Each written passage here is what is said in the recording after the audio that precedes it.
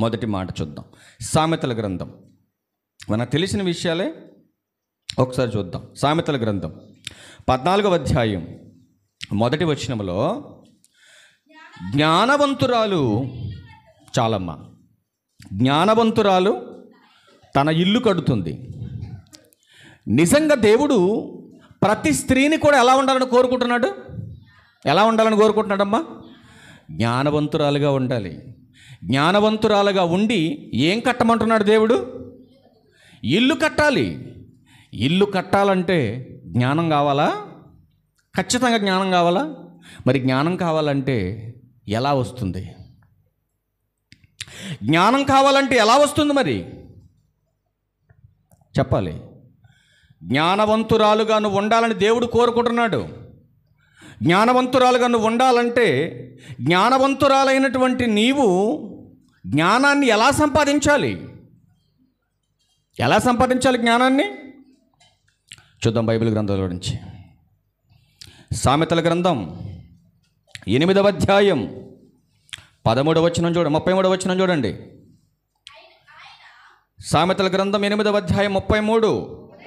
ఉపదేశమును నిరాకరింపక దానిని అవలంబించి జ్ఞానులై ఉండండి. ఏం చెబుతున్నాడు దేవుడు? నువ్వు జ్ఞానవంతురాలుగా ఉండాలంటే ఉపదేశమును నువ్వేం చేయాలి? అవలంబించాలి. నిరాకరించకుండా అవలంబించాలి. వాక్యాన్ని తోసివేసుకోకుండా, వాక్యాన్ని విసర్జించకుండా, వాక్యాన్ని వినకుండా నటించకుండా నువ్వేం చేయాలి? వాక్యాన్ని అవలంబించటం అంటే నేర్చుకోవటం. అవలంబించటం అంటే నేర్చుకోవటం. మరి ఇలా నేర్చుకోవాలంటే ఎక్కడికొచ్చి మనం నేర్చుకోవాలి? నేర్చుకునే స్థలానికి ఎలా రావాలి? చెప్పాలి, ఎలా రావాలో. ఎక్కడ నేర్చుకోవాలి? నేర్చుకునే స్థలానికి మనం ఎలా రావాలి? 100వ కీర్తన 2వ వచనం. ఎలా రావాలి చెబుతున్నాడు నేర్చుకోవడానికి? జ్ఞానవంతురాలుగా నువ్వు ఉండాలి. జ్ఞానాన్ని నేర్చుకోవాలంటే నేర్పిస్తున్నటువంటి స్థలానికి నువ్వు ఎలా రావాలో చెబుతున్నాడు. సంతోషముతో యెహోవాను సేవించుడి, ఉత్సాహగానము చేయుచు ఆయన సన్నిధికి రండి. ఎలా రావాలి? సంతోషముతో రావాలి మందిరానికి. సంతోషంతో వచ్చిన చేతులు ఎత్తండి. ఎంతమంది వచ్చారు సంతోషానికి? ఒకవేళ మీరు సంతోషంగా లేకుండా ఏదో బలవంతంగా, లేకపోతే ఆదివారం మళ్ళీ అరుత్తడినా వెళ్ళకపోతే బాగుండదండి. ఎందుకో పెట్టక మళ్ళీ ఇదో కొత్త సిస్టమ్ కొత్తగా పెట్టారు కదా, ఆ గురువారం ఒకరోజు అనుకొని వచ్చావా? ఒకవేళ అనుకొని వచ్చావు అనుకో, నాకు తెలియకపోవచ్చు. ఎవరో తెలుసు? దేవునికి తెలుసు నీ ఆటలన్నీ. నువ్వు వేసే ఆటలన్నీ కూడా, నువ్వు చేసేటటువంటి పనులు, నువ్వు చేసేటటువంటి క్రియలు, అవన్నీ కూడా ఎవరికి తెలుసు? దేవునికి స్పష్టంగా తెలుసు. మనం అనుకుంటాం పాపం ఎవరికి తెలియదులే నేను చేసే పనులు, నేను చేసేటటువంటి, నేను అనే మాటలు, నేను చూస్తున్న చూపులు, నేను వింటున్నటువంటి మాటలు ఎవరికి తెలియదు అనుకుంటావు నువ్వు. కానీ నువ్వు చూసే చూపులు, నువ్వు వింటున్న మాటలు, నువ్వు ఆలోచిస్తున్నటువంటి ఆలోచనలు, అవన్నీ కూడా దేవునికి స్పష్టంగా తెలుసు. ఇప్పుడు చెప్పండి, జ్ఞానం నేర్చుకోవటానికి ఎక్కడికి వెళ్ళాలి మనం? దేవుని సన్నిధికి వెళ్ళాలి. దేవుని సన్నిధికి జ్ఞానం నేర్చుకోవడానికి వస్తున్నటువంటి నీవు ఎలా రావాలి? ఏడుపుకుంటూ ముఖం వేసుకొని రాకూడదు. ఇక్కడికి ఎట్లా రావాలి? ఎలా రావాలి మందిరానికి? సంతోషంగా రావాలి. సంతోషంగా మందిరానికి వచ్చినటువంటి నీవు ఏం సంపాదించుకుంటా ఉంటున్నాడు ఆయన? మళ్ళా సామెతల గ్రంథం దగ్గరికి వెళ్ళండి. సామెతల గ్రంథం 8వ అధ్యాయం 34వ వచనం. సంతోషంగా దేవుని మందిరానికి వస్తున్న నువ్వు ఎప్పుడెప్పుడు రావాలో చెబుతున్నాడు. అనుదినం అంటే అనుకూలమైన దినమా? నీకు అనుకూలమైన దినమా? నీకు అనుకూలమైనటువంటి దినంలో నీకు వస్తే, ఇప్పుడు చెప్పండి, నేను అనకూడదులే కానీ బాగుంటుంది ఈ మాట.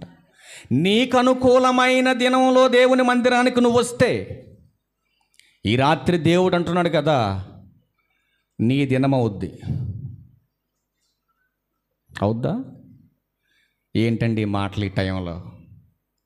నహూము గ్రంథం 1వ అధ్యాయం 14వ వచనంలో చివరి మాట ఉంటుంది. నేను చెబుతున్న మాట కదమ్మో, మిమ్మల్ని తిట్టాను నేనేమన్నా ఆప్టరాల్ దీంట్లో దేవుని పనిలో. నహూము గ్రంథం 1వ అధ్యాయం 14వ వచనంలో, నీవు పనికి మాలిన వాడవైతే. చూడు, స్త్రీ, జాగ్రత్తగా వినాలి, స్త్రీకి కూడా సంబంధించిన మాట. నీవు పనికి మాలిన వాడవు గనుక నేను నీకు ఏం సిద్ధపరిచాను? నువ్వు వస్తున్నావని దొరలాగా పైన ఫ్యాన్లు కింద సీట్లు ఇలా అది చెప్పట్లా దేవుడు. అక్కడ సంతోషంగా నా మందిరానికి వచ్చి నా జ్ఞానాన్ని నేర్చుకొని, ఈ నేర్చుకున్నటువంటి జ్ఞానం చేత నీ కుటుంబ పరిపాలన జరిగించాలి స్త్రీ. కుటుంబ పరిపాలన జరిగించాలి స్త్రీ. జ్ఞానవంతురాలైనటువంటి స్త్రీ 3 రాలుగా ఎందుకు మారింది? స్త్రీ ఎందుకంటే జ్ఞానాన్ని కోల్పోతుంది సమాజంలో?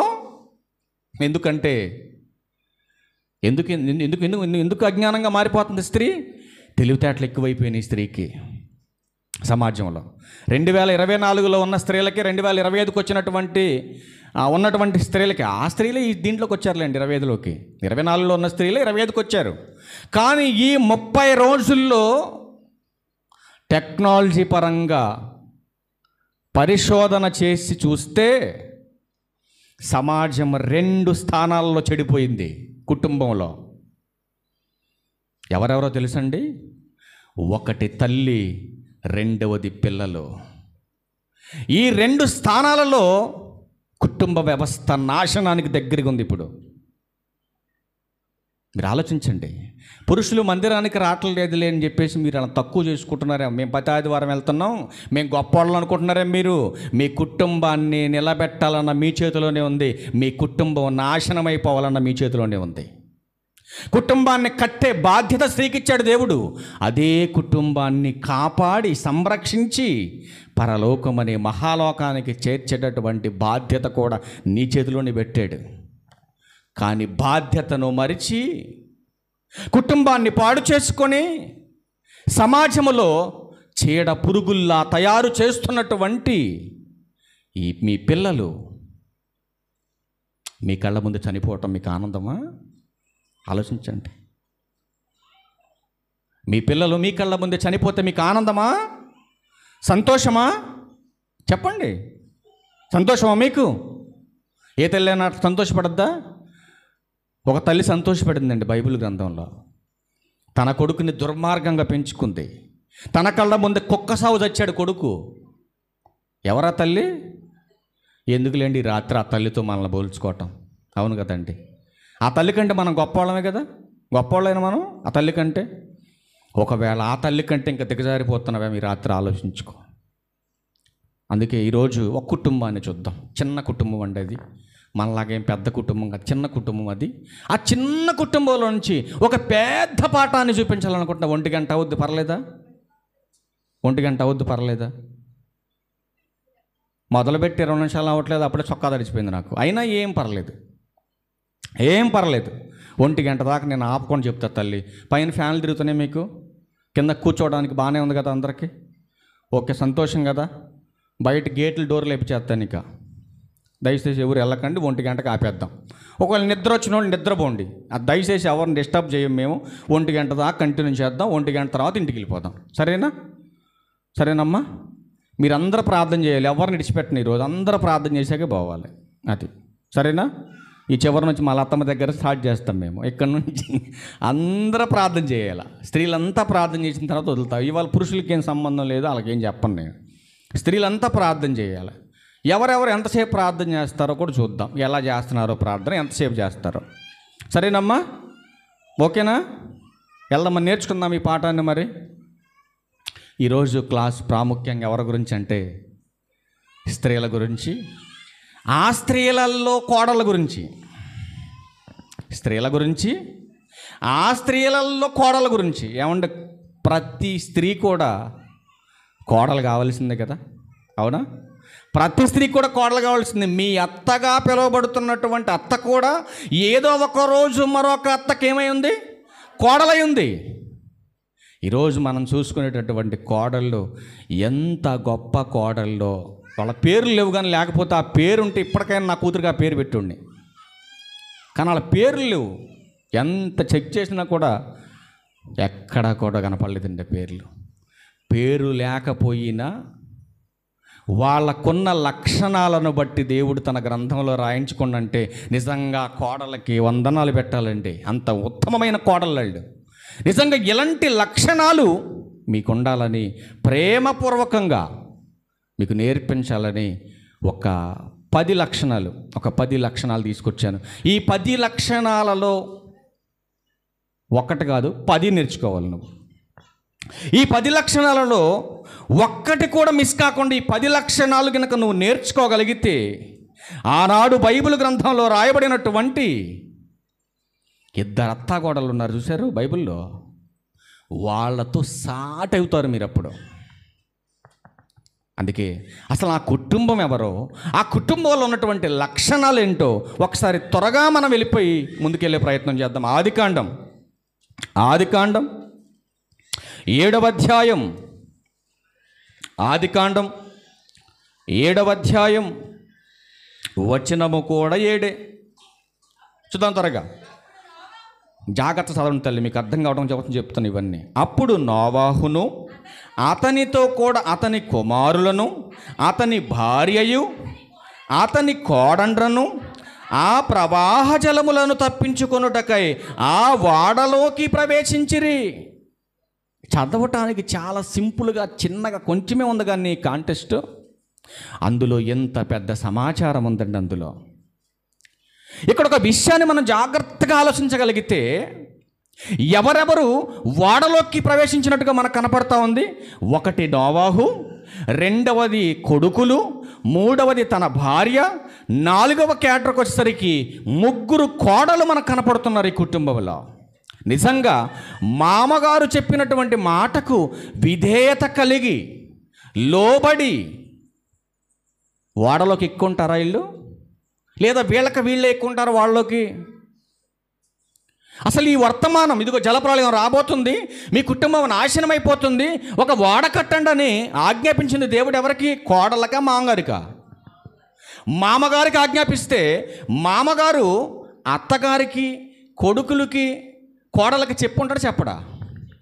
ఏమండి, భార్యకు, కొడుకులకి, బిడ్డలకి చెప్పుండడా? ఏమని చెప్పుంటాడంటారు? సపోజ్ మీ ఆలోచన ప్రకారం చెప్పండి, ఏం చెప్పుంటాడు?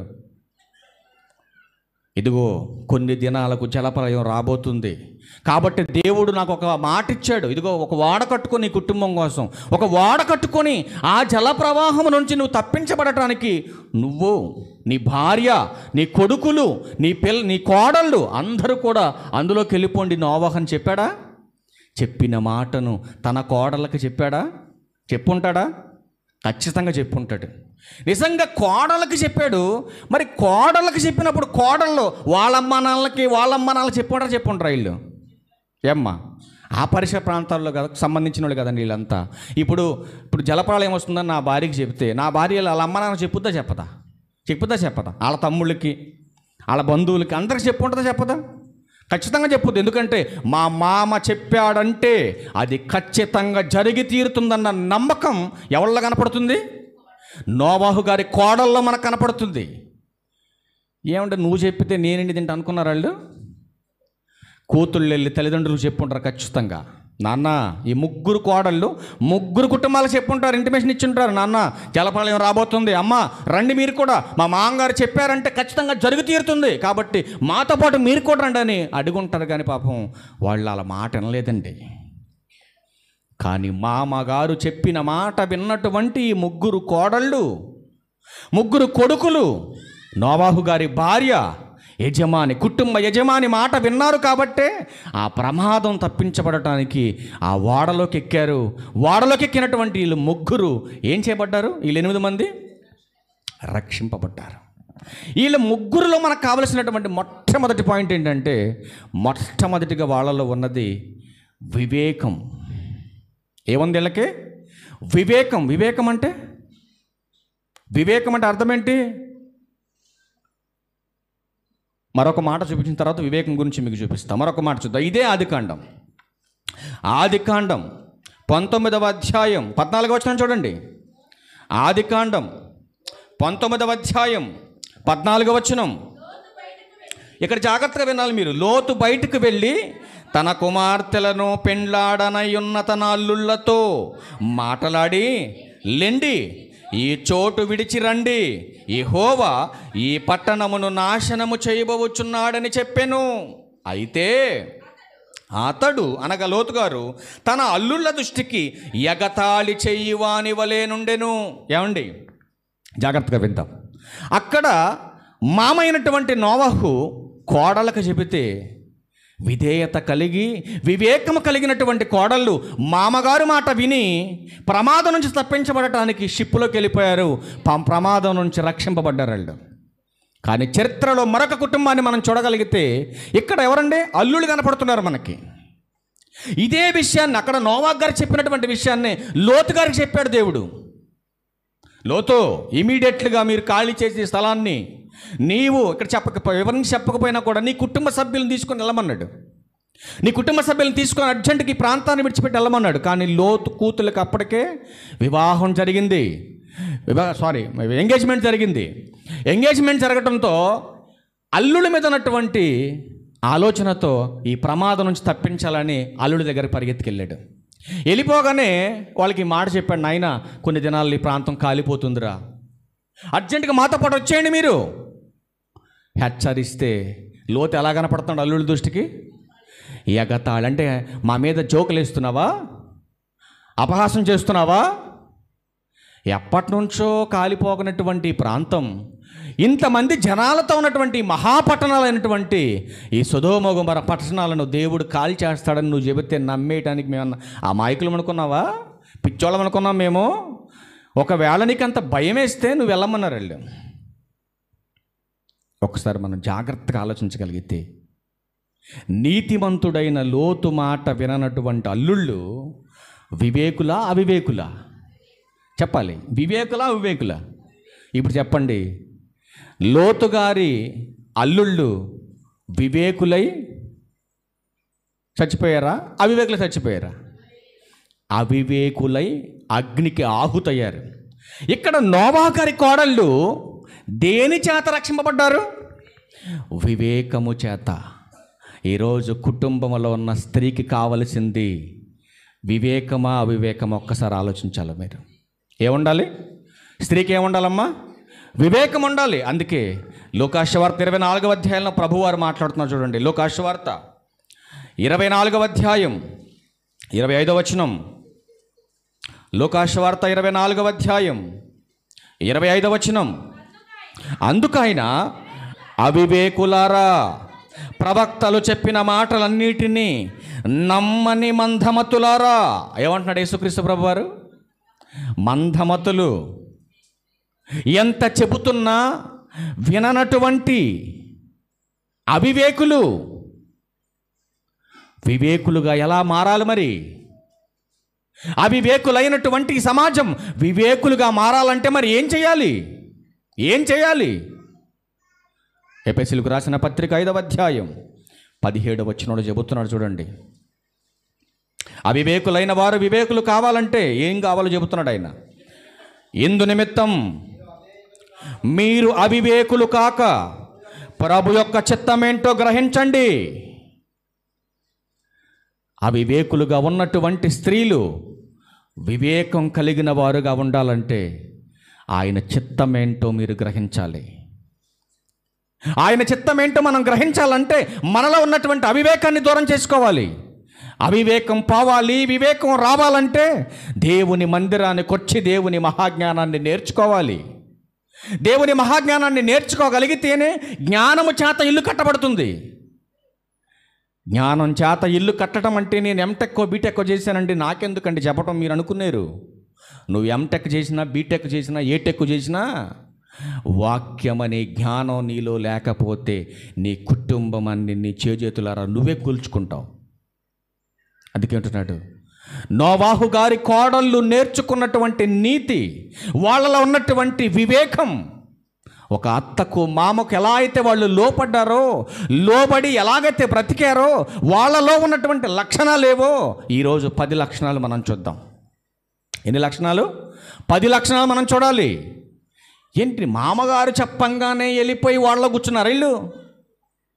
మామగారు చెప్పంగానే వెళ్ళిపోయి వాళ్ళలో ఉండిపోయారా వీళ్ళు? నిజంగా మామగారు చెప్పగానే కోడళ్ళు విని ఆ షిప్పులోకి వెళ్ళి కూర్చున్నారంటే నిజంగా వాళ్ళకి సెల్యూట్ చేయాలి కోడళ్ళకి.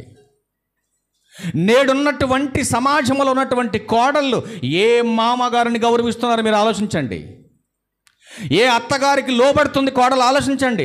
ఎందుకు లోబడట్లేదంటే వాళ్ళు వివేకాన్ని కోల్పోయారు, అవివేకులుగా మారిపోతున్నారు. అలా మారిపోకూడదనే ప్రేమతో దేవుడు తన మహాజ్ఞానాన్ని నేర్పిస్తున్నాడు. ఈ రాత్రి జాగ్రత్తగా మనం వినాలి. ఎందుకంటే లోతు గారి అల్లుల్లా మనం బతకూడదు, నోవాహు గారి కోడళ్ళ వల్లే మనం ఉండాలి.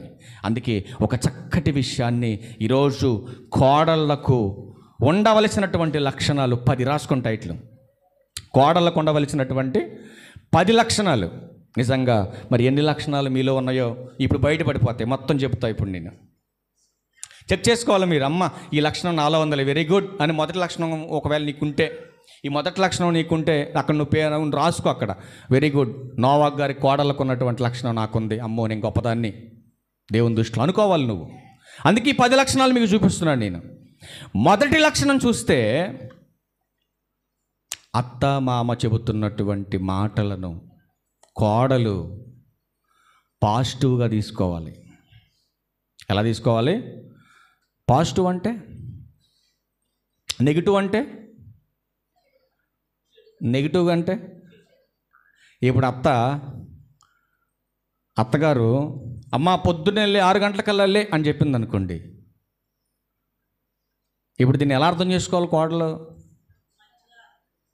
పాజిటివ్ మైండ్తో, మంచి మైండ్తో ఆలోచన చేస్తే, మా అమ్మ అయితే అలా చెప్పదా? అమ్మ స్థానంలో అత్తమ్మ ఉంది. ఇప్పుడు మా అమ్మాయి అనుకొని మా అత్తమ్మ చెప్పిందని నువ్వు పాజిటివ్గా తీసుకుంటే, నెగిటివ్ థింకింగ్స్ని వదిలేస్తే అసలు ఎలాంటి సమస్యలు రావు అత్త కోడలిద్దరికి.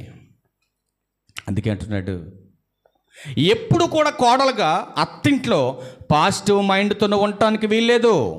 అత్తగారు చెప్పినటువంటి మాటను తల్లిగా భావించినప్పుడే నెగిటివ్ థింకింగ్స్ నీలో నుంచి పోతాయి. ఈ లక్షణం నోవాహు గారి కోడల్లో ఉన్నటువంటి మొట్టమొదటి లక్షణం. ఏంటి, మా మామ చెబితే నేనేంటి ఏంటి? ఈ ముసలాయన చెబితే మేమందరం వెళ్ళిపోయి షిప్లో కూర్చోవాలా? కడితే నువ్వు ఒక్కడో కట్టుకో, వాడు వెళ్ళి పొలం వేస్తే నువ్వు ఒక్కడ వేసుకో, పొలం వెళ్ళి నీళ్లు పెట్టుకుంటే నువ్వు ఒక్కడ పెట్టుకో, నీళ్ళు వెళ్ళి. ఇది మన కోడల లక్షణం. నోవాహు గారి కోడల లక్షణం అది కాదు. వాళ్ళ మామ చెప్పిన, అత్త చెప్పిన, అమ్మా నాన్న చెప్పినట్టుగా భావించుకున్నారు. కాబట్టే వాళ్ళు నెగిటివ్ మైండ్స్ వాళ్ళలో లేదు, కాబట్టే పాజిటివ్ మైండ్ వాళ్ళలో ఉంది. కాబట్టే అత్త మామ చెప్పినటువంటి మాటలకు విధేయత కలిగి వివేచనతో వాళ్ళు ఏం చేశారంటే షిప్పులోకి వెళ్ళి కూర్చున్నారు. ఇది వాళ్ళలో ఉన్న మొట్టమొదటి లక్షణం. ఆ లక్షణమే కోడలుగా నీలో ఉండాలి. అది క్రైస్తవ స్త్రీకి ఉండవలసినటువంటి మొట్టమొదటి లక్షణం. రెండవ లక్షణం చూడగలిగితే, అత్తింటికి వచ్చినటువంటి నీవు సమానంగా చూడాలి అత్తింటోళ్ళని. ఎవరితో సమానంగా చూడాలి? ఎవరితో సమానంగా చూడాలి? నీ కుటుంబంలో ఉన్నటువంటి తల్లిని, తండ్రిని, తమ్ముణ్ణి, అన్నని, చెల్లిని ఎలా అయితే సమానతత్వంతో చూస్తున్నావో, అలాగే అత్తింట్లో ఉన్నటువంటి నీ మరిదిని, నీ భావని, నీ తోటికోడల్ని, నీ ఆడబిడ్డని, నీ అత్తమామని, అందరినీ కూడా సమానతత్వంతో చూడాలి. కానీ ఇక్కడేమో అత్తింట్లో మాత్రం అత్తమామని తక్కువ చేసి, అక్కడ పుట్టింట్లో మాత్రం మా నాన్నంత గొప్పోడే లేడు, మా అమ్మంత పనిమంతురాలే లేదు, మా అన్నంత పనోడే లేడు ఊళ్ళో అని వీళ్ళని తీసుకొచ్చి ఇలా కంపేర్ చేసి తక్కువ చేసి ఎప్పుడు మాట్లాడకూడదు. అది ఒక కోడలకు ఉండవలసినటువంటి లక్షణం అస్సలు కానే కాదు. సమానతత్వంతో నోవాహు గారి కోడళ్ళు అత్తమామకు లోబడ్డారు. కాబట్టి సమానతత్వం కలిగినటువంటి, ఈ వివేకం కలిగినటువంటి కోడళ్ళు అత్తమామకు లోబడి షిప్పులోకి వెళ్ళి కూర్చున్నారు. ఆనాడు ఆ కోడలకు ఉన్నటువంటి తత్వం ఈరోజు క్రైస్తవ స్త్రీ అయినటువంటి నీలో ఉండాలి సమానతత్వం. మూడో మాట చెబుతున్నాడు కదా, మూడో మాట, అర్థం చేసుకోవటం నీకు తెలియాలి. ఎవరిని? అత్తామామని. ఎన్నో మాట ఇది? మూడో మాట. మొదటి మాట ఏంటి? అత్తామామ ఏం చెప్పినా పాజిటివ్ మైండ్ ఉండాలి. రెండవ మాట, నీ పుట్టింటిని అత్తింటిని సమానంగా చూడాలి. ఇల్లు హైట్లో కాదు నేను చెప్పిన సమానం అంటే, వ్యక్తులలో ఉన్నటువంటి వ్యక్తిత్వాల గురించి. ఇక్కడ మామగారిని, అక్కడ నీ తండ్రిని, ఇద్దరిని సమానంగా చూడాలి. అక్కడ తల్లిని, ఇక్కడ అత్తమ్మని ఒకేలా భావించాలి నువ్వు. ఇక్కడ బావగారినైనా, అక్కడ నీ అన్నైనా ఒకే భావంతో చూడాలి నువ్వు. ఇట్లాంటి విషయాలు చెబితే నచ్చదండి క్రైస్తవుల స్త్రీలకి. ఎందుకంటే వాళ్ళకి పోయే కాలం దగ్గరకు వచ్చింది. ఇక నచ్చదు ఇలాంటి విషయాలు. ఇట్లాంటి విషయాలు చెబితే నచ్చదు. ఎందుకంటే నీకేం తెలుసాయా మా అత్తగారి గురించి? అంబో, అది మామూలు కాదంట కోడలు. అవునా? అందుకే చూపిస్తా కిందకి వెళ్ళిన తర్వాత. ఉండే ఇంకేడు ఉన్నాయిగా, అవలా రెండే చెప్పాను ఇప్పుడు మీకు, రెండు చెప్పాను. ఇప్పుడు మూడోది చూడండి ఏమంటున్నాడు ఆయన. మూడోది ఏంటి? అర్థం చేసుకోవడం నీకు తెలియాలి. కలిసి ఉండాలి కుటుంబంతో.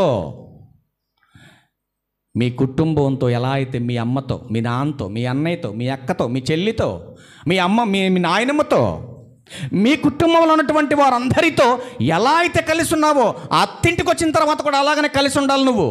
అంతేగాని కాలు పెట్టిన దగ్గర నుంచి కుటుంబాన్ని ఎప్పుడు ఎడగొట్టాలా, ఎప్పుడు మొక్కలు చేయాలా, ఎప్పుడు ఎవరికి సంబంధం లేకుండా చేయాలా, ఈ దరిద్రపు కుటుంబం మైండ్ సెట్ నీలో ఉండటానికి వీల్లేదు కోడలుగా. అట్లాంటి స్వభావం, కలిసి ఉండేటటువంటి స్వభావం, అర్థం చేసుకునేటటువంటి స్వభావం నోవా గారి కోడల్లో ఉంది. కాబట్టి ముగ్గురు అన్నదమ్ములు, ముగ్గురు కోడళ్ళు ఒకే భావంతో ఉన్నారండి వాళ్ళు. అసలు ఇడిపోయినట్టు ఎక్కడన్నా ఉందా? ఒక్క ఆనవాలైన ఉందా వాళ్ళలో? లేదండి. షిప్పు కట్టేటప్పుడు ముగ్గురు అన్నదమ్ములు వెళ్ళారు షిప్ దగ్గరికి. ముగ్గురు కోడళ్ళు కలిసి వెళ్ళారు. ఈ ముగ్గురు ఫ్యామిలీ, ఆ ముసలాయన ఫ్యామిలీతో కలిసి ఆ షిప్ కట్టారండి 8 మంది. వాళ్ళలో సమానతత్వం ఉంది. అర్థం చేసుకొని వాళ్ళతో కలిసి ఉండేటటువంటి తత్వం, ఆ కుటుంబాన్ని చూసి మనం నేర్చుకోవాలి కోడలుగా. 4వ విషయం చెబుతున్నాడు. 4వ విషయం, కోడళ్ళ జాగ్రత్తగా వినాలి. 4వ విషయం, గౌరవించడం నేర్చుకోవాలి. ఫస్ట్ ఏం నేర్చుకోవాలి? గౌరవించడం. ఎవరిని గౌరవించేది? అత్తామామల్ని గౌరవించడం నేర్చుకోవాలి. మీ నాన్నను ఎంత గౌరవపదంగా నువ్వు పిలుచుకుంటావో, మీ అమ్మని ఎంత గౌరవపదంగా మాట్లాడతావో, అదే విధానంలో, అదే పద్ధతిలో మీ అమ్మ నాన్నకి ఇస్తున్నటువంటి గౌరవాన్ని అత్తింట్లో కోడలుగా నువ్వు ఇవ్వాలి. అదే గౌరవాన్ని వాళ్ళకి ఇవ్వాలి. మామగారు వస్తే కూర్చుంటారా? అడిగే కోళ్ళు ఉంది వాళ్ళ. కుర్చీ వేసుకొని సోఫాలో కాళ్ళు పెట్టి రిమోట్ చేతిలో పట్టుకొని పైన పేరేసుకొని టీవీ చూస్తుంది కోళ్ళు. మామగారు వచ్చాడు, నుంచున్నాడు, పట్టించుకోవట్లే కోళ్ళు. వెళ్ళిపోయాడు పాపం పెద్ద ఆయన. కొడుకు రాగానే అడిగాడు, ఏమ్మాయి మా నాన్న వచ్చాడా? ఏమో మరి నాకేం తెలుసు. వస్తే పిలవాలి కదా. పెద్ద ఆయనకి ఎంత ఉంటే నాకెంత ఉండాలా? అంటే పెద్ద ఆయన ఇంటికి వచ్చినప్పుడు గౌరవించాలనే సంస్కారం లేకుండా పెంచారా మీ అమ్మ మీ నాన్న నిన్ను? ఒక పెద్దవాడిని గౌరవించేటటువంటి సంస్కారంతో నేను పెంచలేదా మీ అమ్మ మీ నాన్న? అంటే సంస్కారహీనురాలు అన్నమాట నువ్వు. మీ పెద్దలు ఎవరైతే మీ కుటుంబీకులు ఉన్నారో, మీ తాతగారు, మీ నాయనమ్మ గారు, మీ నాన్నగారు, మీ అమ్మగారు, మీ చిన్నాన్నగారు, మీ పెదనాన్నగారు, మీ కుటుంబంలో ఉన్న వాళ్ళు ఎలాగైతే గౌరవించావో, ఆ పద్ధతులు ఎలాగైతే అక్కడ నేర్చుకున్నావో, అత్తింటికి వచ్చిన తర్వాత కూడా ఆ పద్ధతులు ఎందుకు మర్చిపోతున్నావు నువ్వు? అంటే నువ్వు జ్ఞానివా అజ్ఞానివా? ఆలోచించు ఒక్కసారి. అంటే ఆ ఇంట్లో ఉన్నప్పుడు ఒక రకంగా, ఈ ఇంటికి వచ్చినప్పుడు ఒక రకంగా బతుకుతున్నావంటే మరి నిన్నేమన్నా తెలుసా? బైబిల్ ఏమని తెలుసా నిన్ను? వేషధారి అంది బైబిల్. ఏమంటుంది? వేషధారి.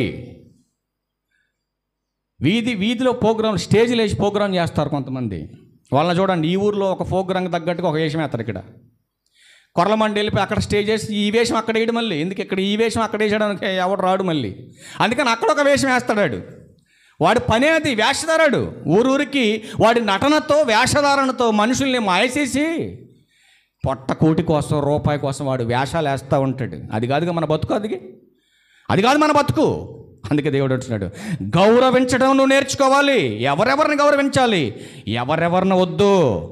నీకు భర్తనిచ్చారే, నీకు భర్తను కట్టబెట్టారే, నిన్ను కుటుంబానికి ఆహ్వానం పలికారే నీ అత్త నీ మామ, కోడలు వస్తుందని ఎంత ఆనందపడతారు తెలుసండి.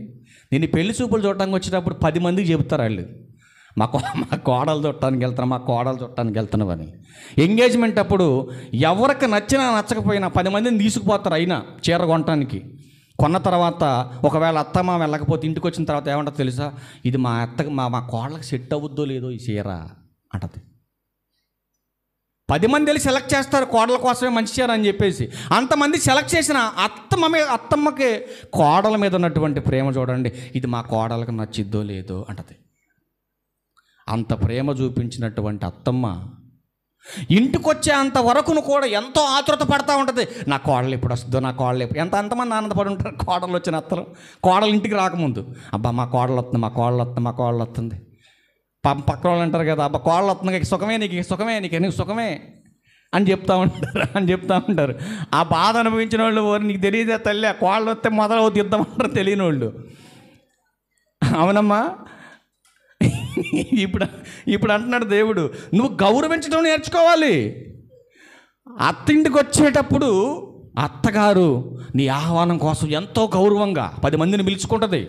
10 మందిని పిలుచుకొని, ఇదిగో మా కోళ్ళు వస్తుందండి మా ఇంటికి, ఇదిగో మా కోళ్ళ చూడండి ఎలా ఉందో చూడండి, బాగుందా పిల్లడు గీడు చూడు, బాగుందా, సూపర్గా ఉందా మా అమ్మకి, మా కోళ్ళు మంచిదండి, మా కోళ్ళు బాగా చదువుకుందండి, బాగా చదువుకున్న మా కోళ్ళు, అసలు ఎవరింటికి వెళ్దాం మా కోళ్ళు తెలుసా మీకు. వాళ్ళు చెప్పారండి అక్కడ మా కోళ్ళ గురించి మేము ఎంక్వైరీ చేస్తే అస్సలు ఇలాంటి పిల్ల అసలు ఊళ్ళోనే లేదని చెబుతారు. ఇక్కడికి వచ్చిన తర్వాత కానీ తెలియదు మహాతల్లి ఎంత ప్రయోజకురాలు. అందుకే అంటున్నాడు దేవుడు, నీ అత్త నీ మామ నీ భర్త తన ఇంటికి నిన్ను ఆహ్వానించడానికి ఎంత ఆతురత పడతారో, ఎంత ఆనందపడతారో, ఆ ఆనందానికి విలువనిచ్చేటటువంటి గౌరవప్రదంగా నువ్వు బతకాలి అత్తింట్లో. నెక్స్ట్ మాట చెబుతున్నాడు కదా, ఐదో మాట అత్తింటికి వచ్చేటటువంటి కోడలో ఎన్నో ఆలోచనలతో వస్తుందండి. పెళ్ళికి ముందు కూడా భార్యాభర్తలు ఇద్దరు పెళ్ళికి ముందు ఎంగేజ్మెంట్ అయిన దగ్గర నుంచి 3 ముళ్ళు పడే లోపు కొంత గ్యాప్ వస్తుంది కదా, ఒక 1 మంత్ 2 నెలల గ్యాప్ వస్తుంది కదా. ఈ గ్యాప్లో అసలు ఆ పిల్లకి చెప్పకూడనటువంటి సోది కబుర్లు అని చెప్తాడు వీడు.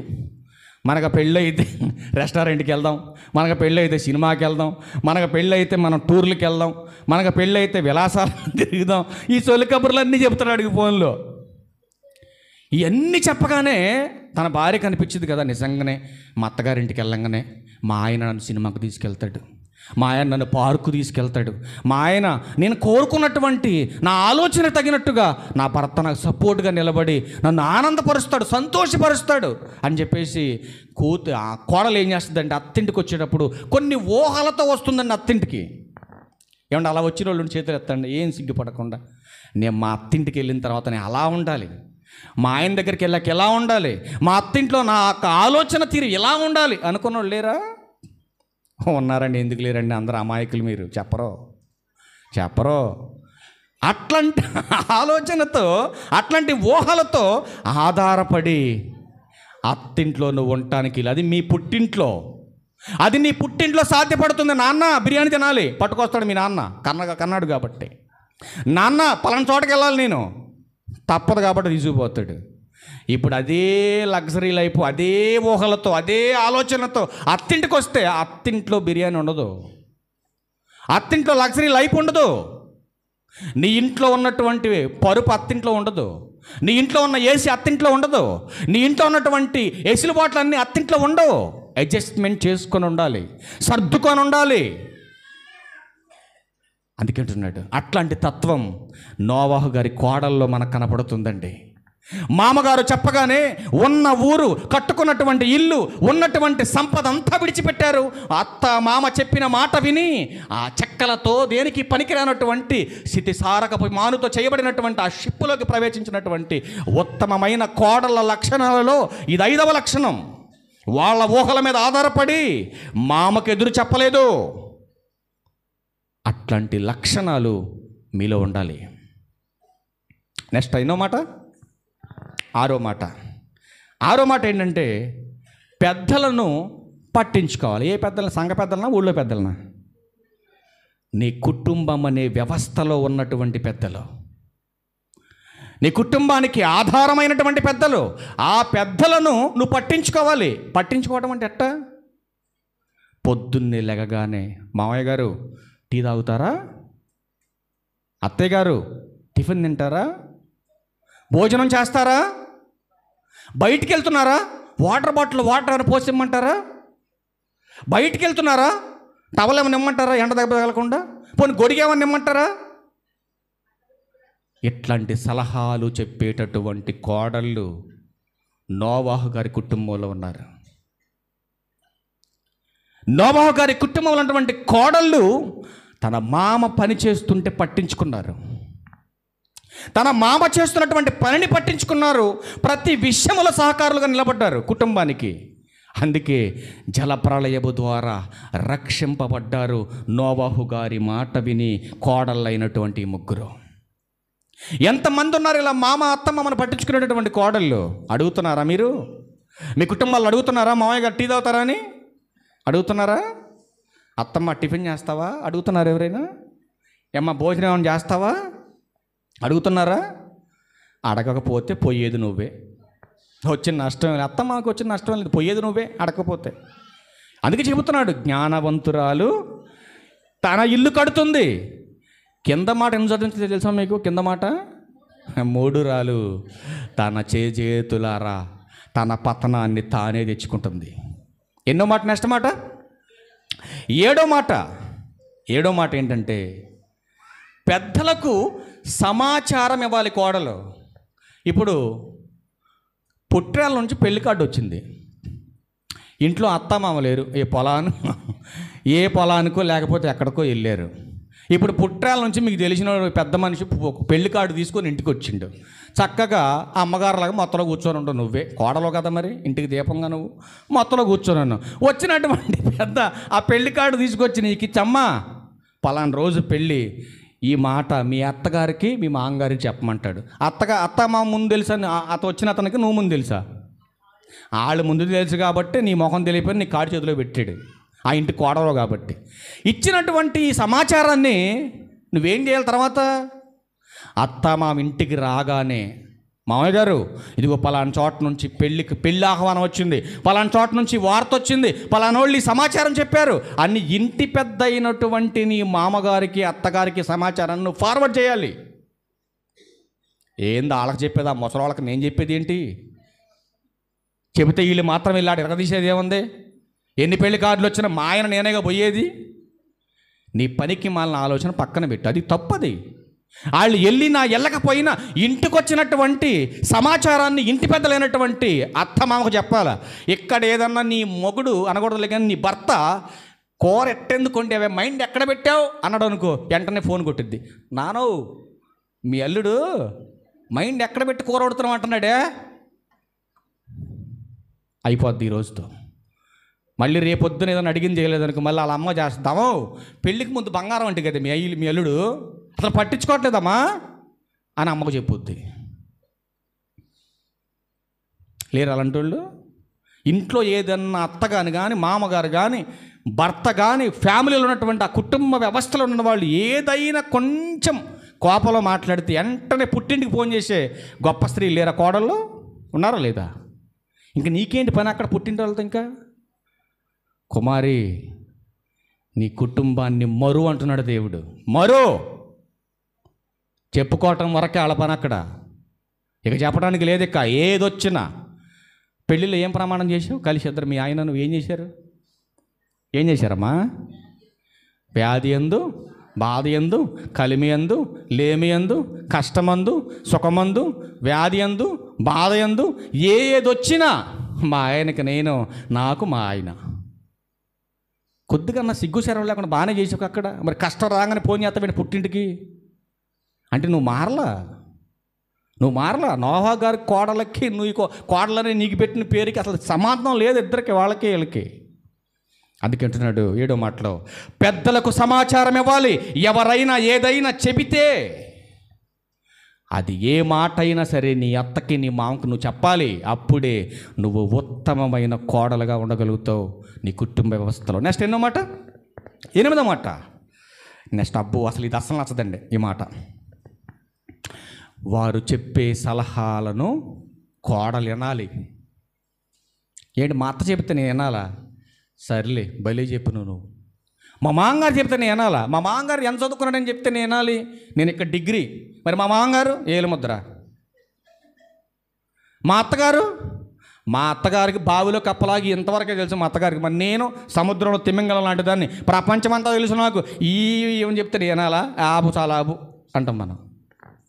కానీ నువ్వెంత చదువుకున్నా భవిష్యత్తులో నిన్ను నిలబెట్టే మాటలు చెప్పాలంటే వాళ్ళే చెప్పాలి.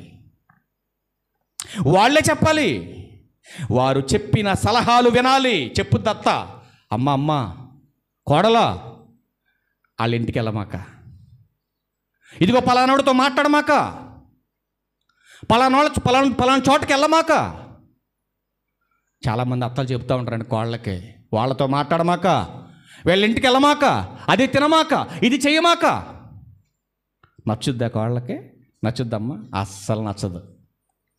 రేత్రి 10 దాకా పడుకోకుండా ఏదైనా పెత్తనాలు చేస్తుంది అనుకోండి కోడలో, చెప్పుద్ది అత్త, అమ్మా సమయం వేస్ట్ చేసుకోమాక, జీవితం చాలా విలువైంది కాబట్టి ఎక్కువసేపు రాత్రి నిద్రపాటు చేసుకోమాక, పడుకో పెందలకాడని చెప్పింది అనుకో. అత్త మాట ఏంటదా కోడలో?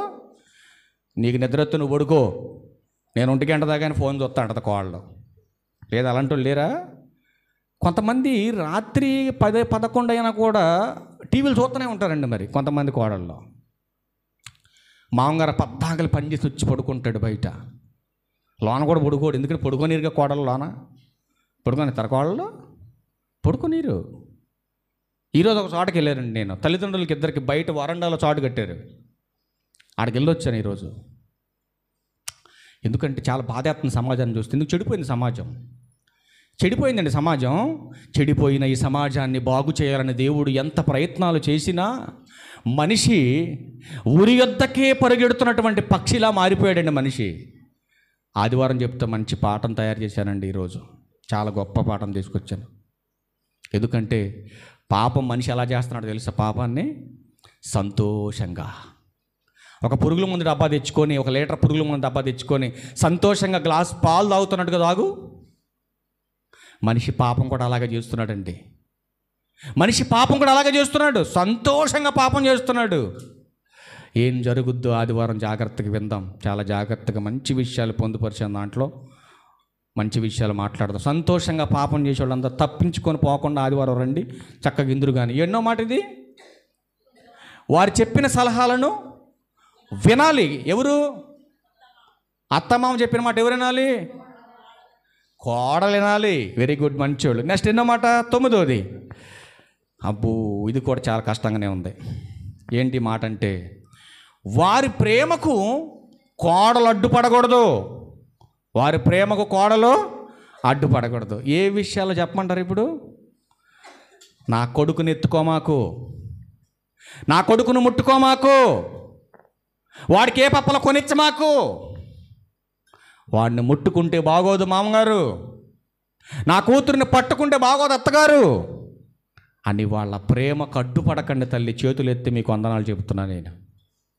ఆ వయసులో ముసలి ప్రాణాలు కోరుకునేది ఎవరినండి? ఆ వయసులో మనవణ్ణి మనవరాలని కదండి.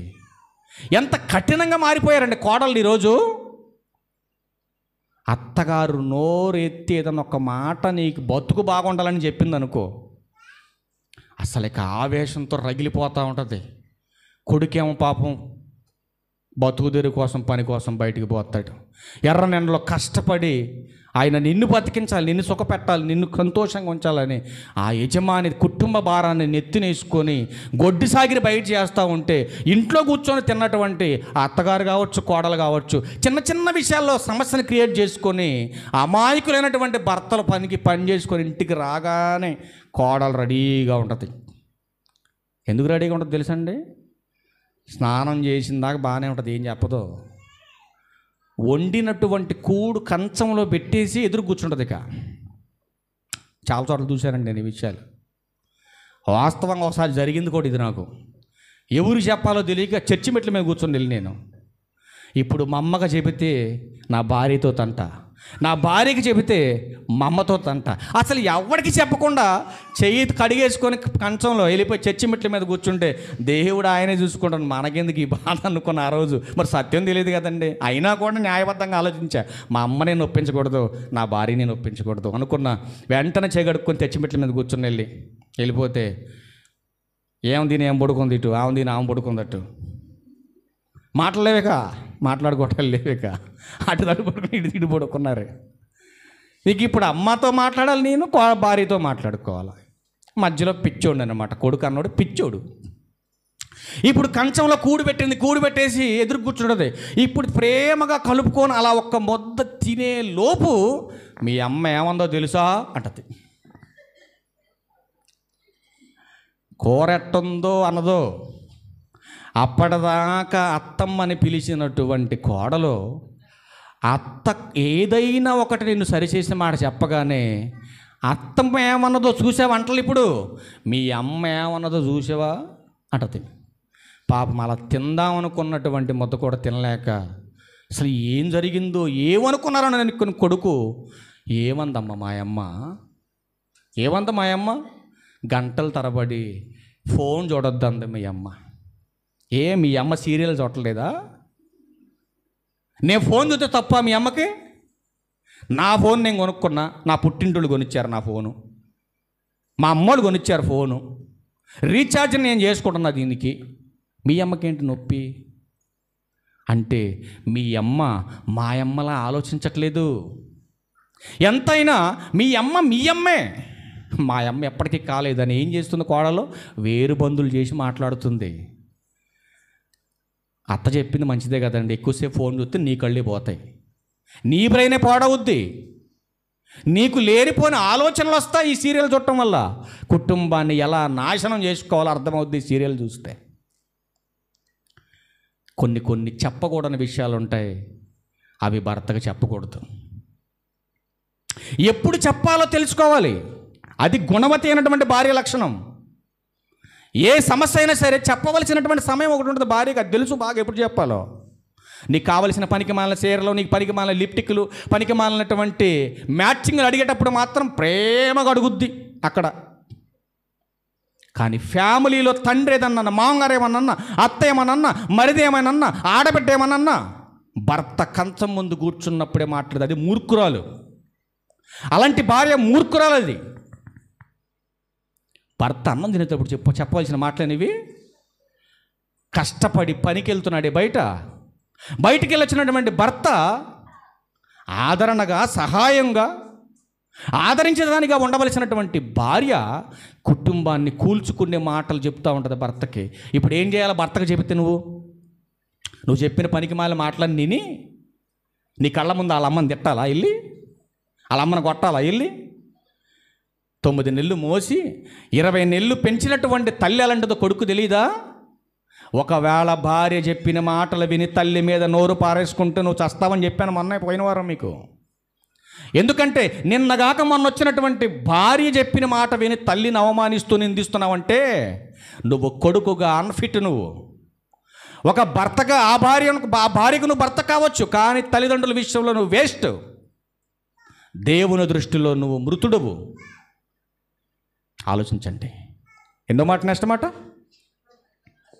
ఎన్నో మాట. అమ్మయ్య 1 గంట అనుకున్నాం కానీ 10 అవ్వకముందు అయిపోయినాయి. ఎన్నో మాట ఇది, 10వ మాట. చాలా బాగుంటుందండి ఈ మాట. అస్సలు ఎవరికి నచ్చదు, ఏ కోడలు నచ్చదు ఈ మాట. ఏం మాట అనుకుంటున్నారు మీరు? ఈ 10వ మాట, ఏమనుకుంటున్నారు మీరు? ఇప్పుడు పుట్టింట్లో గురించి మాట్లాడదాం ఫస్ట్, తర్వాత అత్తింటి దగ్గరికి వద్దాం. ఇప్పుడు ఎక్కడ దాకా వద్దండి.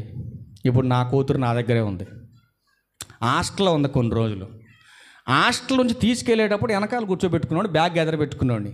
వెనకాల కూర్చొని అంతకుముందు ఎప్పుడు మా కూతురి దగ్గరికి వెళ్ళామో అక్కడ మరుసటి రోజు నుంచి తీసుకురావడానికి వెళ్ళే రోజు వరకు జరిగినటువంటి విషయాలన్నీ మైండ్లో పెట్టుకొని ఉంటుందట. పెట్టుకొని ఉండి ఇక వెనకాల కూర్చుందా మొదలేక ఆ పిల్ల పుస్తకం చింపింది, ఈ పుస్తకం పెన్ను పడేసింది, అది జరిగింది, ఇది జరిగింది, అసలు ఇంత పొడుగు స్టోరీ అంతా చెబుతూ ఉంటుంది.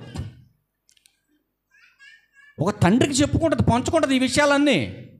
టీచర్ ఎలా అంది, మాస్టర్ ఎలా అన్నాడు, వార్డెన్ ఎలా అంది, గేట్లో వాచ్మెన్ ఎలా అన్నాడు అంటే ఏదైనా చెప్పినటువంటి దాంట్లో తనకేదైనా ఆటంకంగా ఎవరిని ఉంటే కనుక దాన్ని హెచ్చరించండి. నేను తల్లి ఒకవేళ అంటే కనుక పెద్దోళ్ళు కదా అంటే అన్నారు, సర్దుకో, తెలియనివి ఏమైనా మాట్లాడితే తెలుసుకొని సందర్భాలు చెప్పి తీసుకొచ్చేవాడిని. ఇదే కూతురు రేపు అత్తింటికి వెళ్ళిపోద్ది. అత్తింటికి వెళ్ళిపోయిన తర్వాత రోజు నాతో పంచుకునే విషయాలు ఇప్పుడు అత్తింటికి వెళ్ళినటువంటి కోడలో ఎవరితో పంచుకోవాలి? తన కుటుంబంతో పంచుకోవాలి. ఎవరు తన కుటుంబం? పుట్టిల్లా అత్తిల్లా? అత్తిల్లు. అత్తింట్లో అత్త మామతో పంచుకోవాలి, భర్తతో పంచుకోవాలి, ఆడబిడ్డతో పంచుకోవాలి. ఆ కుటుంబ వ్యవస్థలో ఎందరైతే ఉన్నారో ఆ కుటుంబంలో నువ్వు విడగొట్టకుండా మంచిగా నువ్వు ఉంటే వాళ్ళందరితో పంచుకోవాలి. ఎప్పుడెప్పుడు పంచుకోవాలి? ప్రతినిత్యం అంటే మాట్లాడుతున్నాడు. వారితో కోడలుగా కమ్యూనికేషన్ చేయాలి. ప్రతి విషయాన్ని వారితో కూర్చొని చర్చించాలి. అత్తగారితో, మామగారితో, అత్త పండగ వస్తుంది ఏం చేద్దాం, పంట రాబోతుంది ఏం చేద్దాం, ఇల్లు కురుస్తుంది ఏం చేద్దాం. ఉన్నతమైన సలహాలు ఇచ్చి కుటుంబాన్ని కడుతూ ఒక ఉన్నతమైనటువంటి ఆలోచనలు కలిగినటువంటి కోడలుగా నువ్వు ఉన్నప్పుడే, నోవాహు గారి కోడళ్లను పోలి నువ్వు బ్రతికినప్పుడే ఆనాడు జలప్రళయం నుంచి వారు రక్షింపబడ్డారు. ఈనాడు ఆరని అగ్ని నుంచి నువ్వు తప్పించబడి నిత్య రాజ్యంలోకి ప్రవేశం చేరతావు. ఇప్పుడు 10 లక్షణాలు చెప్పాను, ఒకసారి టకటక చెప్పుకొని ముగించేసుకొని వెళ్ళిపోదాం.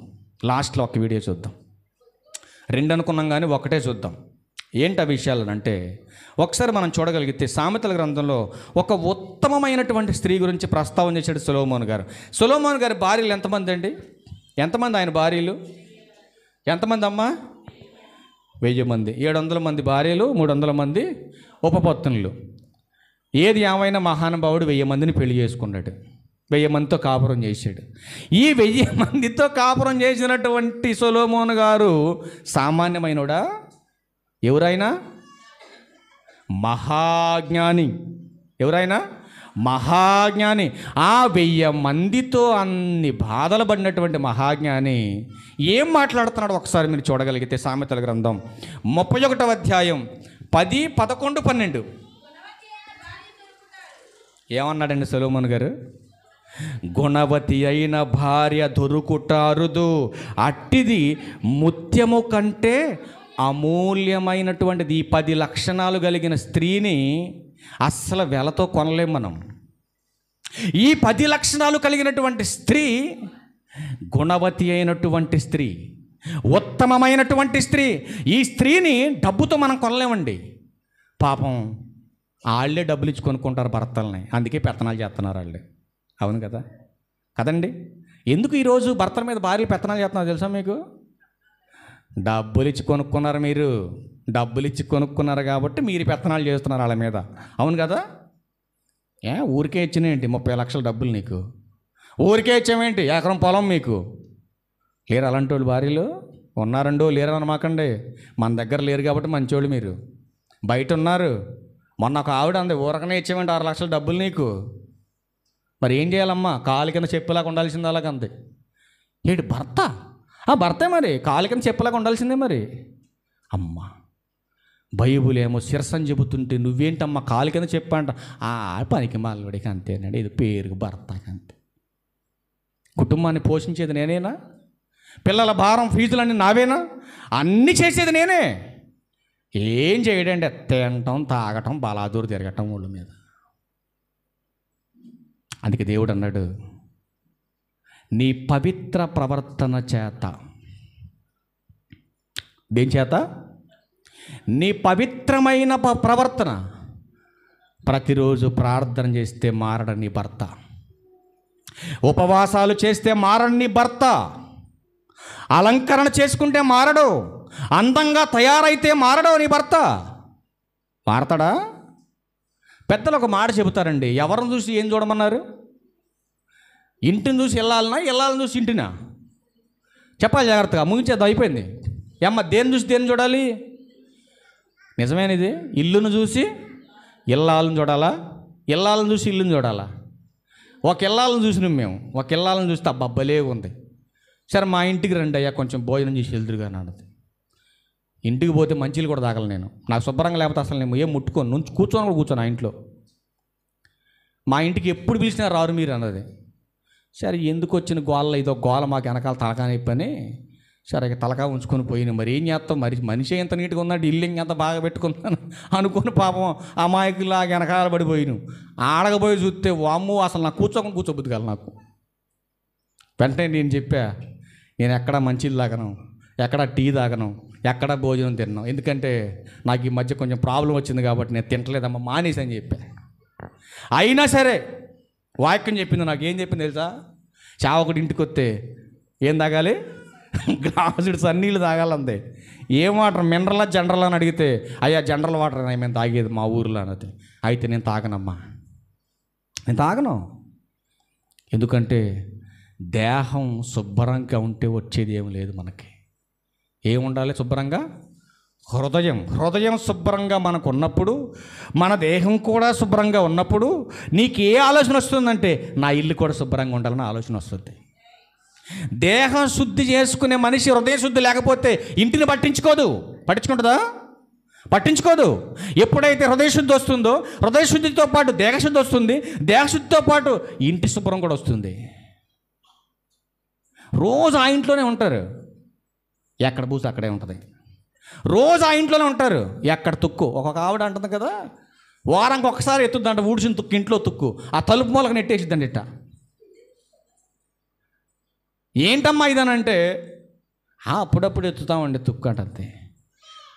ఆ బజార్, ఆ రోడ్డుకి నీ తేడా ఏముంది ఇంకా ఈ ఇంటికి రోడ్డుకి? కానీ గుణవతి అయినటువంటి స్త్రీ గురించి చెబుతున్నాడు. 11వ వచనం, ఆమె పెనిమిటి ఆమె యందు నమ్మిక ఉంచును, అతన్ని లాభప్రాప్తికి వెలితి కలగదు. ఆమె తాను బ్రతుకు దినములన్నీయు అతనికి మేలే చేయును కానీ కీడు అస్సలు చేయదండి స్త్రీ. ఇట్లాంటి 10 లక్షణాలు కలిగి ఉంటే, ఈ 10 లక్షణాలు కలిగినటువంటి స్త్రీ తన భర్తకు మేలే చేస్తుంది కానీ బతుకున్నంత కాలం అస్సలు కీడు చేయదండి స్త్రీ. ఈరోజు కుటుంబాలు విడిపోవటానికి, అత్తమామలకు విరోధంగా మారిపోవటానికి కోడళ్ళలో లేనటువంటి లక్షణం ఏంటో ఒక్కటి చూపించి ముగించేద్దాం. చూద్దాం ఒక్కటే.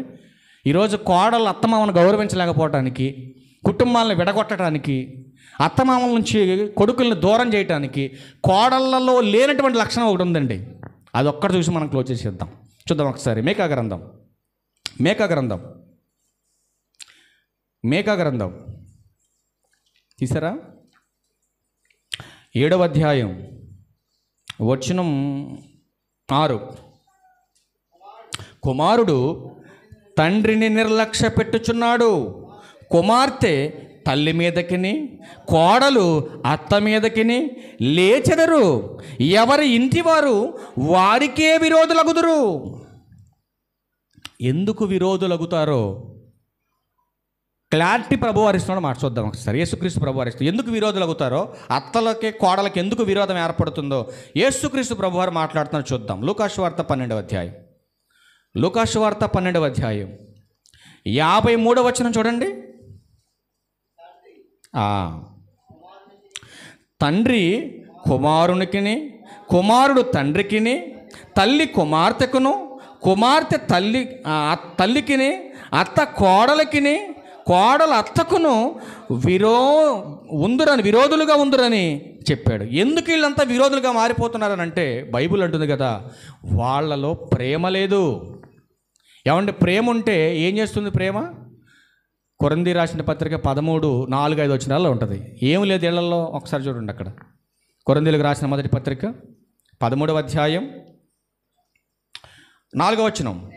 ప్రేమ దీర్ఘకాలము సహించును, దయ చూపించును, ప్రేమ మత్సరపడదు, ప్రేమ డంబంగా ప్రవర్తింపదు, అది ఉప్పొంగదు, అమర్యాదగా నడవదు, స్వప్రయోజనమును విచారించుకొనదు, త్వరగా కోపడదు, అపకారమును మనసులో ఉంచుకొనదు. ఎందుకు విరోధులుగా మారిపోయారు వీళ్ళంతా? వాళ్ళలో సహించే తత్వం లేదు, ఓర్చుకునే తత్వం లేదు, కలిసి ఉండేటటువంటి భావన లేదు. ఎందుకు లేదంటే వాళ్ళలో ప్రేమ లేదు. అందుకే ఈరోజు కుటుంబ వ్యవస్థ విడిపోతున్నారు, ఒకళ్ళకొకళ్ళకు విరోధంగా మారిపోతున్నారు. కాబట్టి ఇట్లాంటి లక్షణం ఒక స్త్రీగా నీకు ఉండకూడదని ప్రభు పేరట మీకు మనవి చేస్తూ ఉన్నా. నోవహు గారి కోడల్లో ద్వారా మనం నేర్చుకున్నటువంటి విషయాలన్నీ 10 నేర్చుకున్నాం. ఈ 10లో మనం ఎన్ని పాటిద్దాం? ఈ రాత్రి ఒక తీర్మానం చేసుకొని వెళ్దాం. ఈ 10లో ఎన్ని పాటిద్దాం మనం కోడళ్ళగా? ఇదేంటి అయ్యగారు మనం అంటున్నాడు ఏంటి అనుకుంటున్నారా? నేను కూడా అల్లుడినే కదండి ఒక ఇంటికి. అక్కడ లోతు గారు అల్లుళ్ళకి, ఇక్కడ నోవహు గారి కోడళ్ళకి ఏంటి వ్యత్యాసం వీళ్ళిద్దరిలో? ఇక్కడ వివేకం ఉంది, అక్కడ అవివేకం ఉంది. ఆలోచించండి. అవివేకంతో వాళ్ళు కాలిపోయారు, వివేకంతో వీళ్ళు రక్షణ పొందారు. మీరు కూడా మీ కుటుంబాలలో వివేకులుగా ఉండాలనే భావంతోనే ఈ 10 లక్షణాలు చెప్పాను. వీటిని విన్నటువంటి మీరు ధన్యులు, ఆచరించిన వారు మరీ ధన్యులు. అట్లాంటి వారు పరలోక రాజ్యానికి ప్రవేశం చెందుతారు. కాబట్టి తల్ల వంచండి, చిన్న ప్రార్థన చేసుకొని